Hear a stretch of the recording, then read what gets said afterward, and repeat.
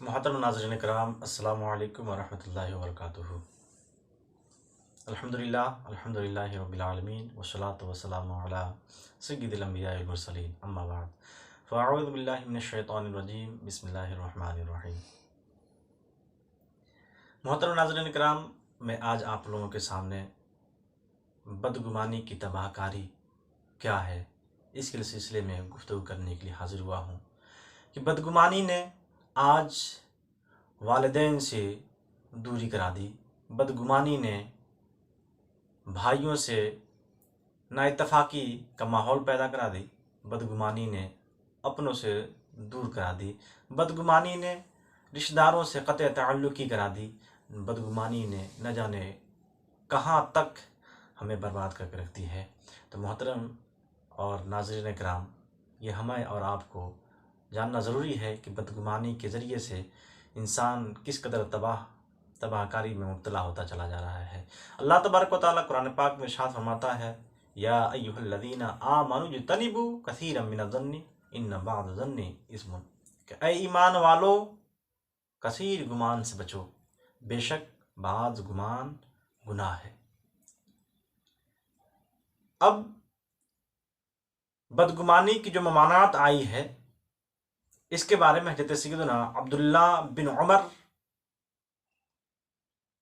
شیرازی رحمۃ اللہ تعالی علیہ تفسیر بیضاوی میں فرماتے ہیں کہ مومن کو کیوں منع کیا گیا ہے برے گمان سے، تاکہ مومن جب گمان کرے تو غور و فکر کرے کہ یہ گمان اچھا ہے یا نہیں اچھا ہے۔ اور پھر حضرت سیدنا فخر الدین رازی رحمۃ اللہ تعالی علیہ ان بعض الظن اثم کی تفسیر فرماتے ہیں کہ بسا اوقات ایسا بھی ہوتا ہے کہ کسی کا کوئی کام دوسرے کے دیکھنے میں برا لگتا ہے لیکن حقیقتاً وہ برا نہیں ہوتا ہے۔ بسا اوقات ایسا ہوتا ہے کہ ممکن ہے کہ ایسا بھی ہو جائے کہ وہ کام جو کر رہا ہے وہ نہ جانکاری میں کر رہا ہو، نہ واقفی میں کر رہا ہو، یا پھر ایسا بھی ہو سکتا ہے کہ جو کام کر رہا ہے وہ حقیقت میں صحیح ہو لیکن دیکھنے والا ہی غلط پر ہو۔ اور بدگمانی جانتے ہیں کیا ہے؟ بدگمانی حرام ہے۔ کون فرماتا ہے؟ ہمارے اور آپ کے نبی پاک صاحب اللہ صلی اللہ علیہ وسلم فرماتے ہیں کہ بدگمانی حرام ہو۔ کیا؟ نبی پاک صلی اللہ علیہ وسلم فرماتے ہیں کہ اے لوگوں، مسلمانوں کا خون، مسلمانوں کا مال اور مسلمانوں سے بدگمانی کرنا یہ حرام ہے۔ اور پھر نبی پاک صلی اللہ علیہ وسلم فرماتے ہیں کہ بے شک بدگمانی یہ بدترین جھوٹ ہے۔ اور بدگمانی کہتے کسے ہیں؟ ہم جانتے ہیں اور آپ بھی سن رہے ہیں کہ بدگمانی، لیکن بدگمانی کہتے کسے ہیں؟ بدگمانی کے بارے میں کہا گیا ہے کہ بدگمانی سے مراد کہ بلا دلیل کسی کے بارے میں برے ہونے پر اپنے دل میں یقین پیدا کر لینا، یہ بدگمانی ہے۔ حقیقت میں وہ برا نہ ہو، اس کا افعال برے نہ ہو، لیکن اس کے بارے میں برے ہونے کا دل میں یقین پیدا کر لینا، یہ بدگمانی ہے۔ اور اچھا گمان بھی تو ہو سکتا ہے، اس کا اپوزٹ اچھائی تو ہے، اچھا گمان بھی مومن کر سکتا ہے، لیکن ہم اچھے گمان کی طرف نہیں جاتے ہیں۔ لیکن یاد رکھیے، اچھا گمان یہ اچھی عبادت میں سے ہے کہ حسن الظن من حسن العبادتی، کہ اچھا گمان اچھی عبادت میں سے ہے۔ اور اچھا گمان کر لیتے ہیں تو ہمارا جو اپنا ہے وہ بیگانہ نہیں ہو سکتا ہے، ہمارا جو گھر ہے وہ ویران نہیں ہو سکتا ہے، ہمارے جو اپنے ہیں ان سے ہم دور نہیں ہو سکتے ہیں، جو ہمارے رشتہ دار ہیں ان سے قطع تعلقی نہیں ہو سکتی ہے، جو ہمارے اپنے ہیں ان سے ہم دور نہیں ہو سکتے ہیں۔ جب نہیں ہوں گے تو جو ہمارے اپنے ہیں وہ اپنے ہی رہیں گے، اور جو بیگانے ہیں انشاءاللہ تبارک و تعالیٰ اس حسن ظن کی وجہ سے وہ بھی اپنے ہو جائیں گے۔ حجت الاسلام حضرت سیدنا ابو حامد محمد بن محمد غزالی علیہ رحمۃ اللہ علیہ کیا فرماتے ہیں؟ فرماتے ہیں کہ دل کے بھیدوں کو جاننے والا صرف اللہ تبارک و تعالیٰ ہے۔ تو لہٰذا اے لوگوں، تم کسی پر اس وقت تک بدگمانی نہ کرو، اس وقت تک किसी के दिल के बारे में, किसी के अफ़ाल के बारे में उस वक्त तक बदगुमानी ना करो जब तक तुम्हारे पास कोई दलील ना आ जाए, या फिर कोई ऐसी चीज़ तुम्हारे सामने आ जाए उसकी बुराई पर इस तरह जाहिर हो जाए कि उसके तावील में कोई गुंजाइश ही ना पैदा हो। और फिर फरमाते हैं कि अगर कान ने नहीं सुना, आँख ने नहीं देखा,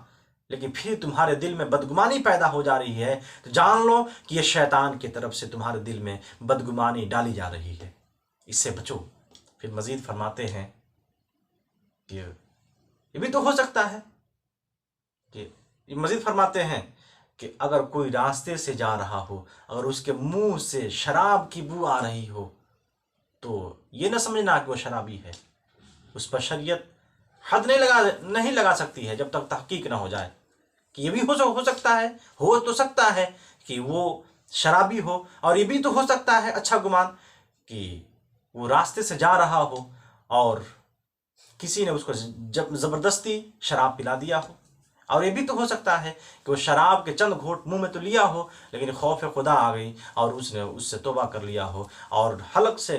से नीचे उतरने ना दिया हो। ये भी तो हो सकता है। अच्छा गुमान क्यों नहीं कर सकते हैं? अच्छा गुमान से हमारा घर भी आबाद है, हमारा मुआशरा भी आबाद है, हमारा मोहल्ला भी आबाद है, हमारे रिश्तेदारों से जो अच्छे ताल्लुकात हैं वो भी बरकरार रहेंगे। लेकिन अगर अच्छा गुमान नहीं करते हैं,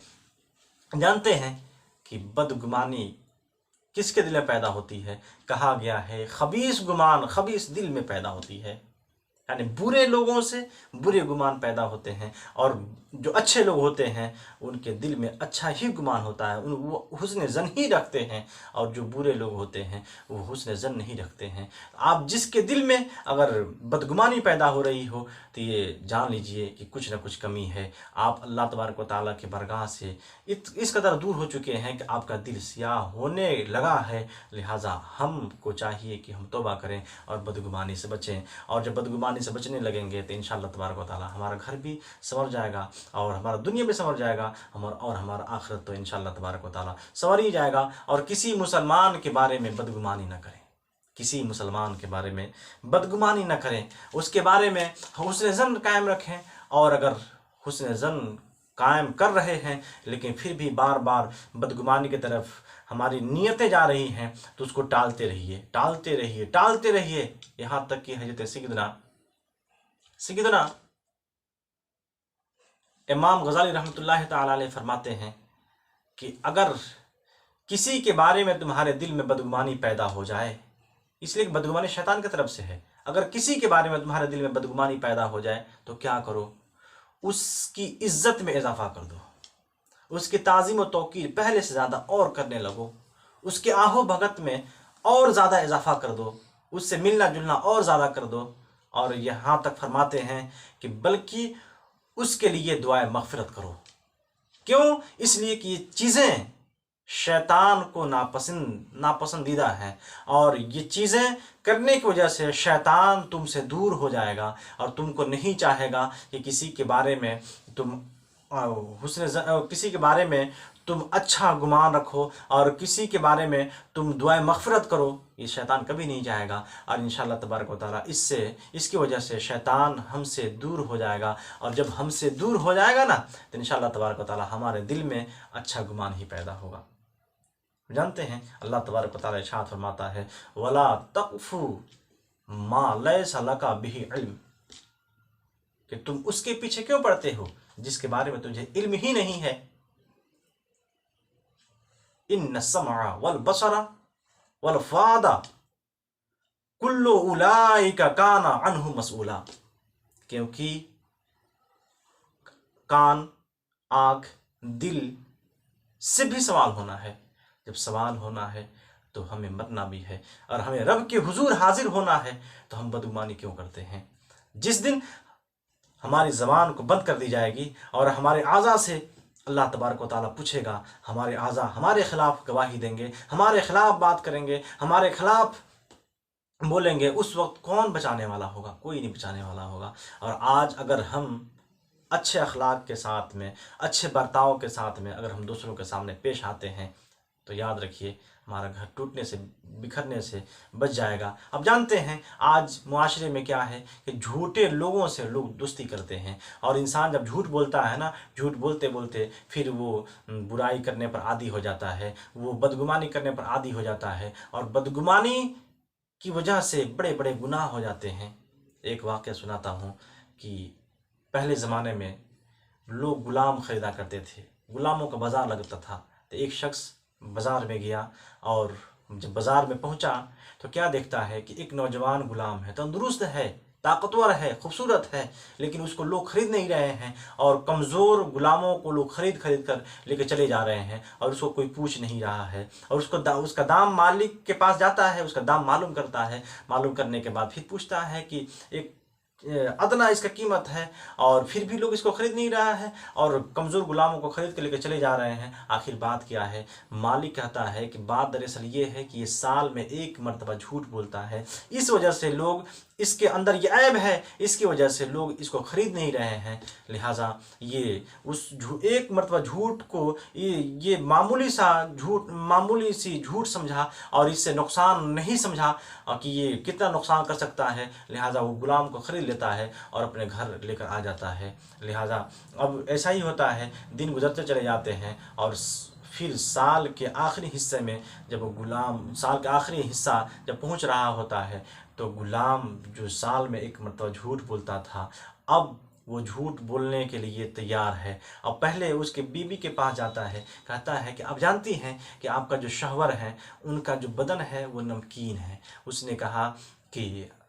ایسا تو ہو ہی نہیں سکتا، انسان ہے، ان کا بدن نمکین کیسے ہو سکتا ہے؟ اس نے کہا کہ اگر آپ نہیں مانتی ہیں تو ان کے بدن کو چاٹ کر دیکھیے کیا نمکین ہے یا نہیں ہے، آپ کو خود معلوم ہو جائے گا۔ تو اس نے کہا کہ ٹھیک ہے، آج رات کو ہی میں ایسا کام کروں گی، یعنی ان کے بدن کو میں چاٹوں گی کہ دیکھتی ہوں کہ ان کا بدن نمکین ہے یا نہیں نمکین ہے، میرا غلام سچ ہے یا جھوٹا ہے۔ لہٰذا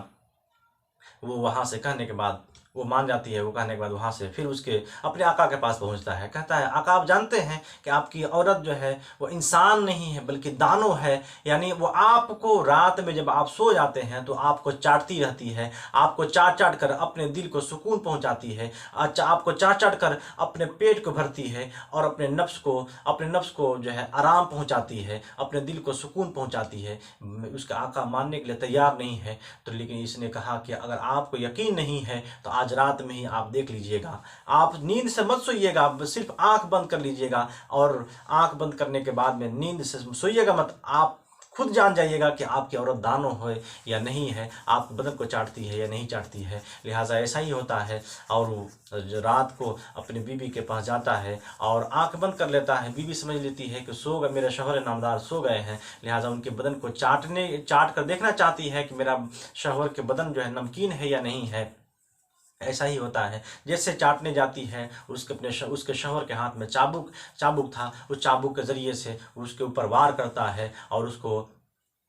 قتل کر دیتا ہے۔ اب یہ بات محلے والوں تک بات پہنچتی ہے، محلے والوں نے اس کے سسرال بات پہنچا دیتے ہیں، اور جب اس لڑکی کے والدین آتے ہیں، اس کے گھر والے آتے ہیں، تو لڑکے کو بھی قتل کر دیتے ہیں۔ اور یہیں تک بات نہیں رکی ہے، بلکہ اب خاندان میں آپس میں نا اتفاقی کا اس قدر ماحول پیدا ہوا کہ اس قدر خونریزیاں ہوئیں کہ نہ جانے کتنے لوگوں کا خون بہہ گیا۔ بہنے کے بعد میں ایک عقل مند شخص اس کے تہ میں جاننے کی کوشش کیا کہ آخر بات کیا ہے، کہاں سے بات اٹھی تھی کہ یہاں تک بات پہنچی، اور نہ جانے کتنے لوگوں کا خون ناحق بہہ گیا ہے۔ وہ جڑ میں گیا، جب جڑ میں گیا تو یہ سمجھا، یہ جانا کہ یہ غلام ہے، اس غلام کے اندر ایک کمی تھی، ایک عیب تھی، جو سال میں ایک مرتبہ جھوٹ بولنے کی، وہ اس نے جھوٹ بولا ہے، جس کی وجہ سے یہ ہمارے گھر میں یہ لڑکا اور لڑکی دونوں کے دونوں ختم ہو گئے، اور ناحق کتنے لوگوں کا خون بھی ہو گیا۔ تو محترم اور پیارے اسلامی بھائیوں، آپ جانتے ہیں کہ جو جتنا ہی جھوٹ بولتا ہے ہم اس سے اتنا ہی محبت کرتے ہیں، اس سے اتنا ہی لگاؤ رکھتے ہیں، لیکن ایسا بھی تو ہو سکتا ہے ہم خود اچھے ہو جائیں، ہم خود حسن زن قائم کرنے والے ہو جائیں، اور جب ہم خود حسن زن قائم کرنے والے ہو جائیں گے تو جو برے بھی ہیں جب ہماری صحبت میں آئیں گے تو ان کے اندر بھی حسن زن کا جو مزاج ہے وہ بھی لے کر جائیں گے، وہ بھی اپنے اندر اچھائی لے کر جائیں گے۔ برائی کا ایک دن ایسا بھی ہوگا کہ خاتمہ ہو جائے گا، اور جب خاتمہ ہو جائے گا تو ہمارا گھر، آپ کا گھر، ہمارے جو رشتہ دار ہیں، آپ کے جو رشتہ دار ہیں، ہمارے جو بھائی ہیں، آپ کے جو بھائی ہیں، ہمارے جو والدین ہیں،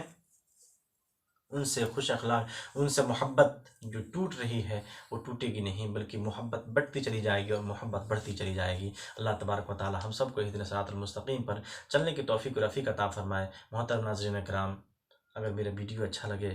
تو اس کو سبسکرائب کیجیے گا، اور